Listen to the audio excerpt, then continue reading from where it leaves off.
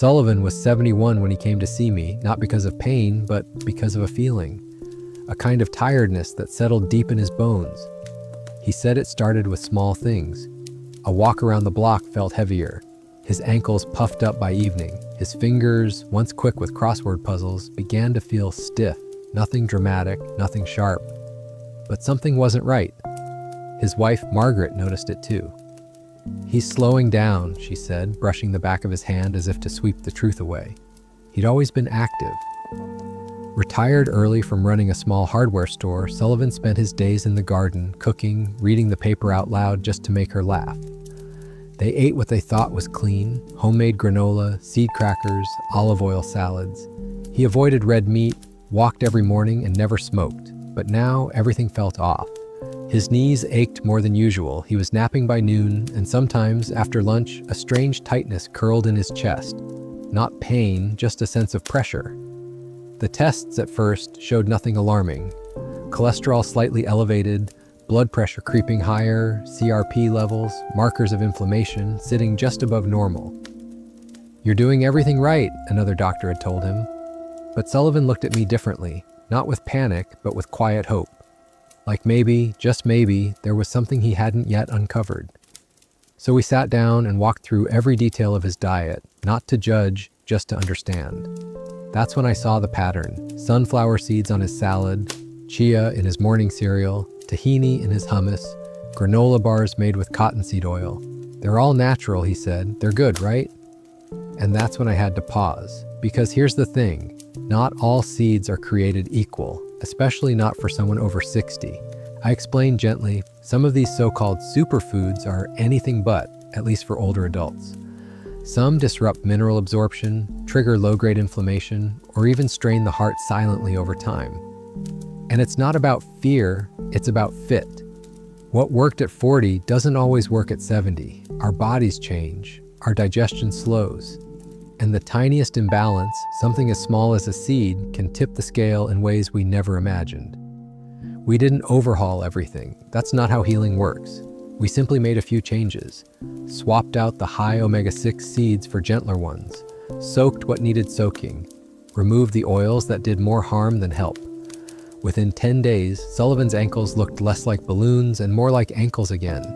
His energy didn't surge, it returned like an old friend. By week 3, his morning walk stretched longer, his crossword times faster. "I feel clear," he said, smiling like someone who had just dusted off an old mirror. That's why we're having this conversation now. Not to scare you, not to say that seeds are good or bad, but to share what we've learned from stories like Sullivan's. Because maybe you felt that same heaviness, that slow fatigue, that stubborn stiffness in the joints that no cream seems to touch. And maybe, just maybe, the answer has been sitting quietly in your kitchen all along.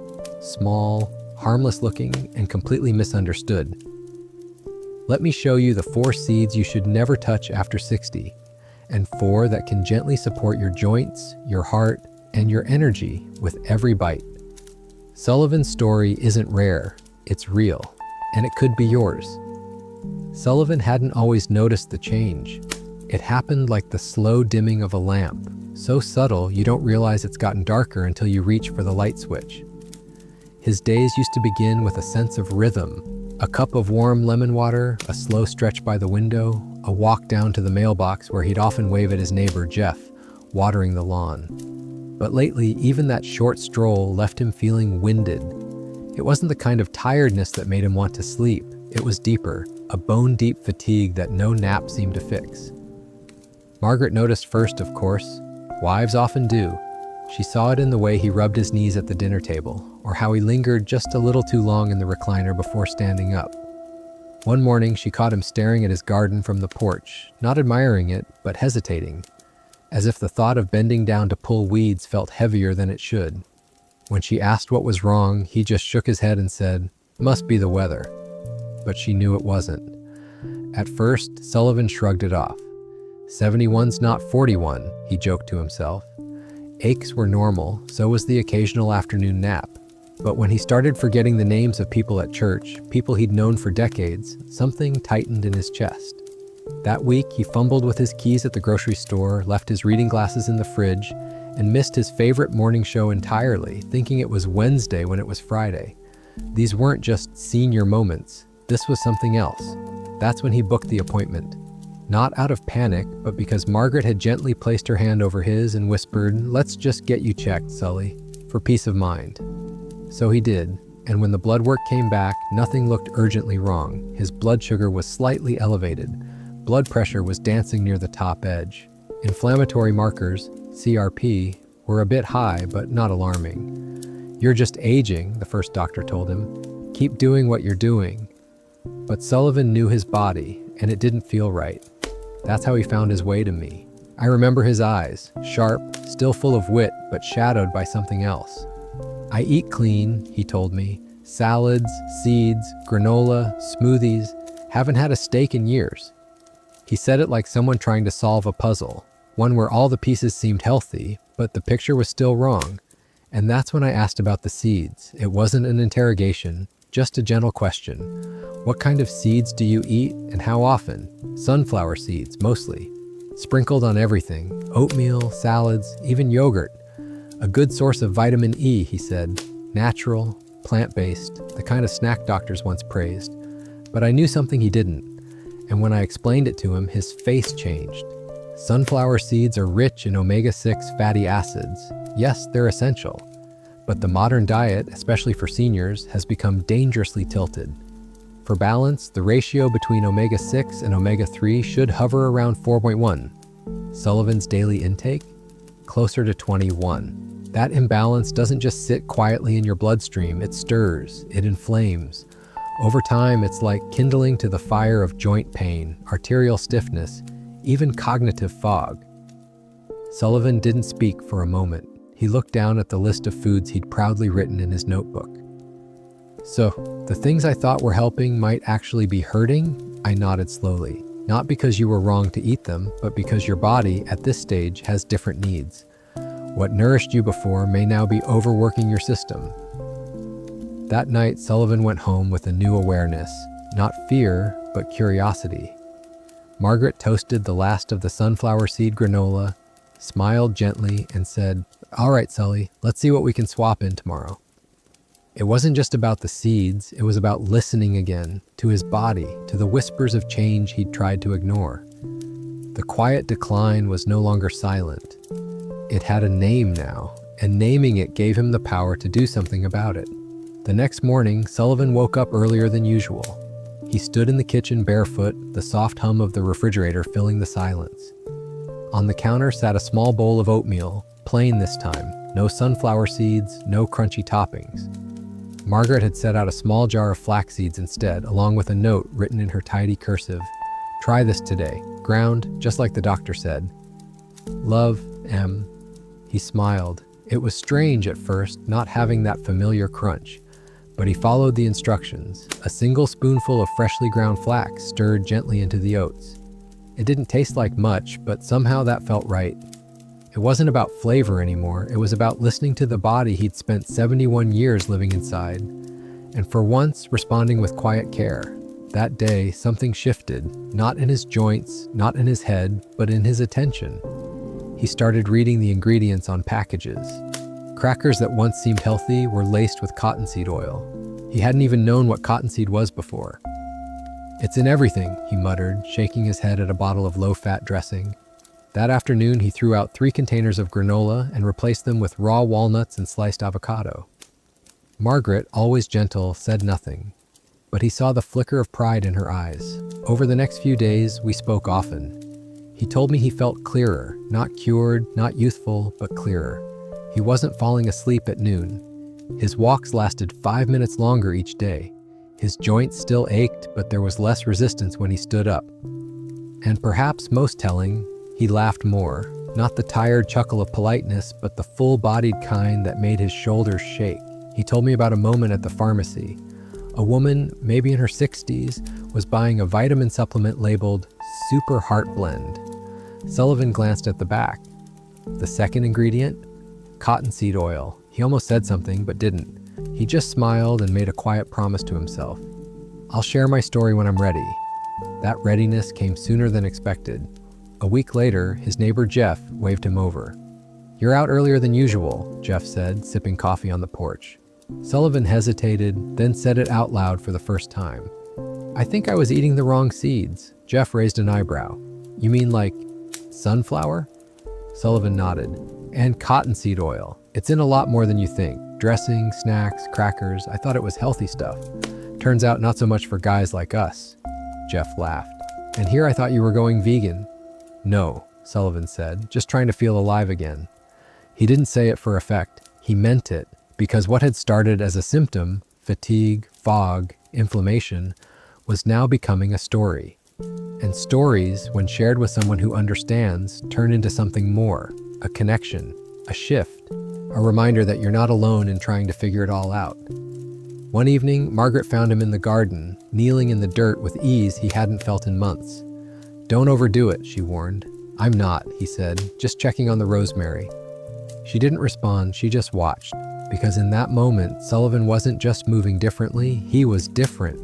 Not because of a miracle cure, but because he had paid attention, and in doing so, he had started to heal. 2 weeks in, Sullivan woke up before the sun. Not because of pain, not because of stiffness, but because he felt rested. It had been years since he'd opened his eyes without a groan or the slow roll of dread that came with morning aches. The room was still dim, the house quiet, but inside his chest was a gentle certainty. Something had changed. He shuffled into the kitchen where Margaret stood, robe-tied, stirring tea. "You're up early," she smiled. "Didn't need the alarm," he replied. Then, without thinking, he reached down and touched his toes. Not all the way, not perfectly, but far enough to surprise himself. "Huh," he murmured. Margaret raised an eyebrow. "That's new." They sat together, sipping warm drinks in silence. Across the table, Sullivan's face looked more alert. Less sag in the eyes, more color in his cheeks. He hadn't started running marathons, but he wasn't surviving the day anymore. He was beginning to live it. Later that morning, he went for his walk. The sun was just peeking through the trees, casting long golden shadows along the sidewalk. As his feet moved across the pavement, he noticed something he hadn't felt in months. Lightness, not just in his step, but in his mind. That dense mental fog, the one that made names hard to recall, errands easy to forget, it had begun to lift. He passed the mailbox, glanced at the neighbor's hydrangeas, and remembered Linda. That was her name. He hadn't been able to recall it for weeks, but now it came easily, effortlessly, as if someone had quietly dusted off the shelves inside his memory. Back at home, Sullivan pulled out his notebook, the one he'd started when this journey began. Every page held small reflections, foods he'd removed, reactions he'd felt, sleep patterns, energy scores out of 10. Today, for the first time, he wrote a 10, and next to it, "Mind feels clear, no nap, no confusion, read 2 chapters, Margaret noticed too." When he told me later that week, I wasn't surprised. The seeds we'd swapped in, ground flax in the morning, soaked black sesame at night, weren't magic, but they were aligned. Aligned with his age, his biology, his needs. Most of all, they were gentle, not forcing the body to fight, but supporting it to balance. I told him about lignans, natural plant compounds in flax that mimic estrogen in small, helpful ways. They ease inflammation, support brain health, regulate hormones. For someone like Sullivan, whose body was quietly battling decades of accumulated imbalance, these subtle shifts were like oiling the hinges of a creaky door. Suddenly, everything opened more smoothly. He nodded slowly as I explained. "You know," he said, "it's not just that I feel better, I feel safer. Like I'm not waiting for the next thing to go wrong." That struck me, because for many seniors, health becomes a kind of waiting room, waiting for test results, waiting for pain to pass, waiting to remember what was just said. But Sullivan had stepped out of that room, not into perfection, but into progress.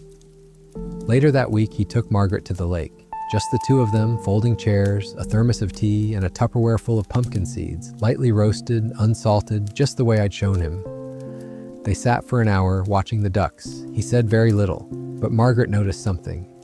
"You're sitting different," she whispered. Sullivan smiled.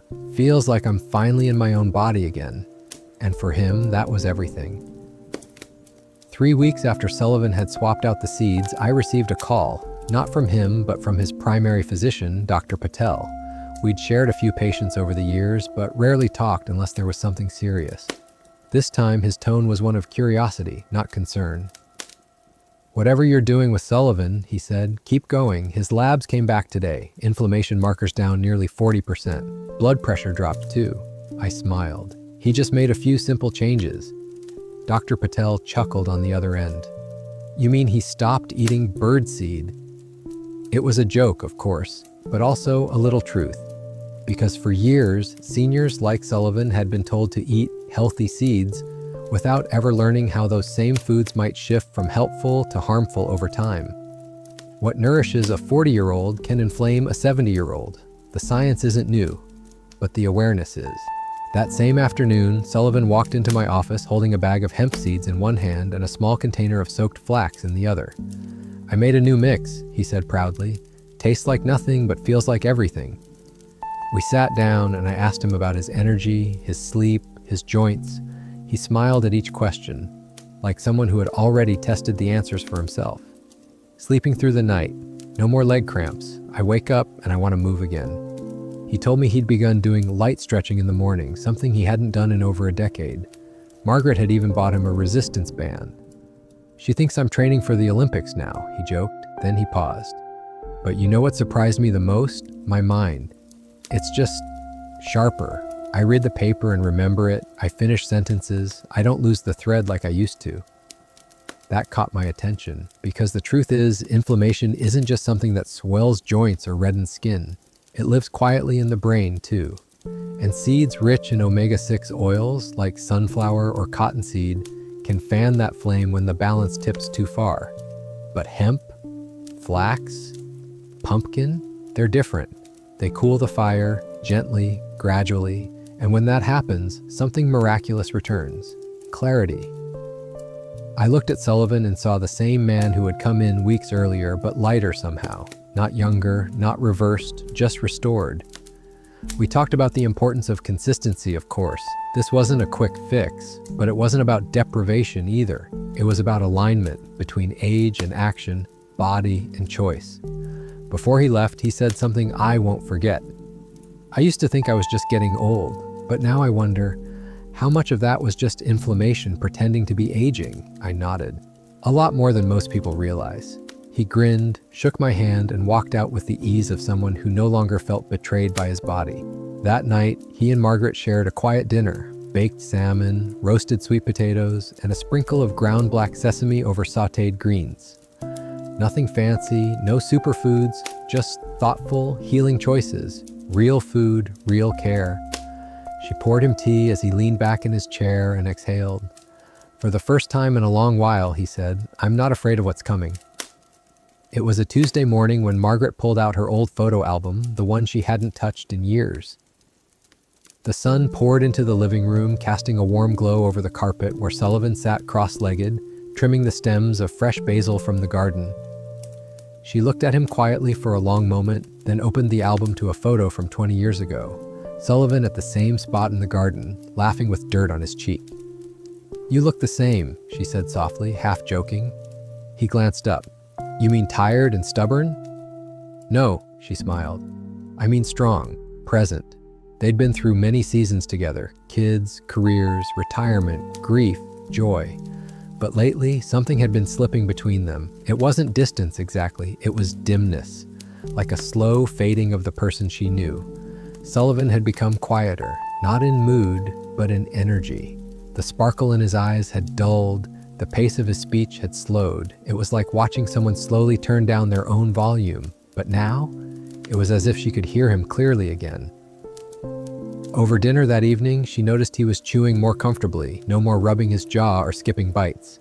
She'd forgotten how much the stiffness in his jaw had bothered him. He poured his tea without shaking hands, reached for her cup before she asked. He even cracked a joke about her oversalting the soup, something he hadn't done in months. And then there was the moment that truly struck her. When he sang, not loudly, not fully in tune. But as he folded the laundry, she heard him humming the tune to their wedding song, something he hadn't done in decades. It wasn't the music that moved her. It was the lightness behind it, the way it came unfiltered, the way it belonged to the Sullivan she thought had been slipping away. Later that week, they visited their daughter for Sunday lunch. Their granddaughter May ran to greet him at the door. "Grandpa, can you help me in the garden?" she chirped. He hesitated, not because of pain, but because it had been so long since he'd said yes to something like that without thinking. And then he did. He followed May into the backyard, knelt beside her, and helped her plant the tiny marigold seedlings she had picked out at school. No groaning, no rubbing his knees, just the sound of dirt being turned and laughter echoing into the trees. Margaret watched from the kitchen window. She said nothing, but her hand pressed against the glass as if to hold the moment in place. That night, after they returned home, Sullivan leaned against the doorway of the bedroom. "I feel like I've been away for a while," he said, "but I'm starting to come back." Margaret didn't say anything right away. Instead, she reached for the jar of soaked flax seeds on the counter, stirred them gently into a small glass of warm water with honey, and handed it to him.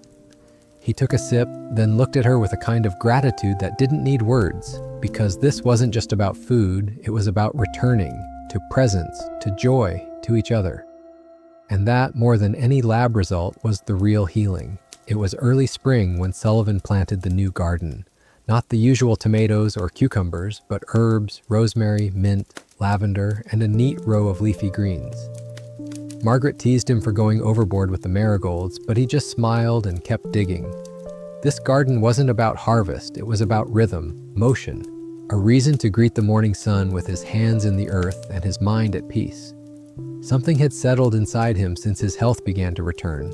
Not just strength, but a kind of trust in his body, in time, in the idea that aging didn't have to mean shrinking, that maybe, just maybe, it could mean returning to the parts of himself he thought had faded. One morning, while watering the basil, he caught himself thinking of the past few months not as a health scare, but as a wake-up. He hadn't just changed what he ate, he'd changed how he noticed. He noticed when his fingers ached a little less, when the fog in his head lifted just enough to recall the name of a neighbor's dog. When Margaret laughed a little louder at breakfast, his doctor had been impressed. More than that, he'd asked Sullivan to speak at a community health talk next month. "Just share what you did," Dr. Patel had said. "People trust stories more than statistics." Sullivan had laughed at the idea. Him giving advice? But that night, as he sat with Margaret watching the fire crackle, he thought about how different his days had become. The pain that once wrapped around his knees like a rope was now more like a faint memory. The exhaustion that clung to his back by mid-afternoon had loosened its grip. And most of all, the fear, that creeping dread of decline, had stepped back. He didn't feel invincible. He felt involved, present in his own life again. That Saturday, while clearing the pantry, he held up the old bag of sunflower seeds, the same brand he used to eat every morning without a second thought. He turned it over in his hand, reading the ingredients one last time. Then he smiled, walked to the trash, and dropped it in. Not with bitterness, with clarity.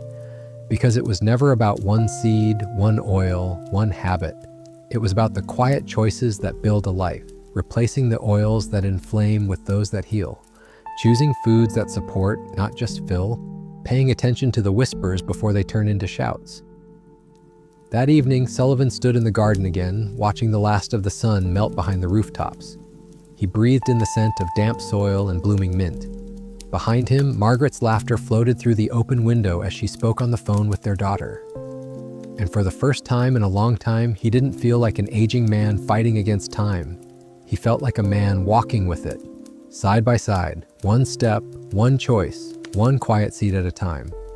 Sullivan's journey wasn't sudden. It didn't begin with a diagnosis or some dramatic fall. It started with a whisper, a quiet ache in his knees, a foggy morning he couldn't shake. A tiredness that didn't come from lack of sleep, but through small, deliberate changes, replacing seeds, shifting habits, and paying attention, he found something he didn't expect to regain at 71 himself. The most remarkable change wasn't just in his lab results or his morning walks. It was in his presence. He began laughing more, remembering more, feeling at home in his own body again. And perhaps most beautiful of all, he reconnected with his wife, with his granddaughter, with the rhythm of life he thought he'd lost. If there's one thing Sullivan's story teaches us, it's this. Aging isn't the end of vitality. It's an invitation, a chance to revisit the habits we've trusted for years and ask, is this still serving me? to look at the foods we eat not just for their labels, but for how they make us feel after 60, after 70, after the seasons of our life have changed. You don't have to overhaul your life overnight. You don't need expensive supplements or strict diets. Sometimes healing begins with something as small as a seed and a moment of listening. So ask yourself, how does your body feel lately? What's one quiet change you can make today? Because like Sullivan, you deserve to feel present in your life, not just passing through it. And maybe, just maybe, your best days aren't behind you. They're quietly waiting, just one gentle choice away.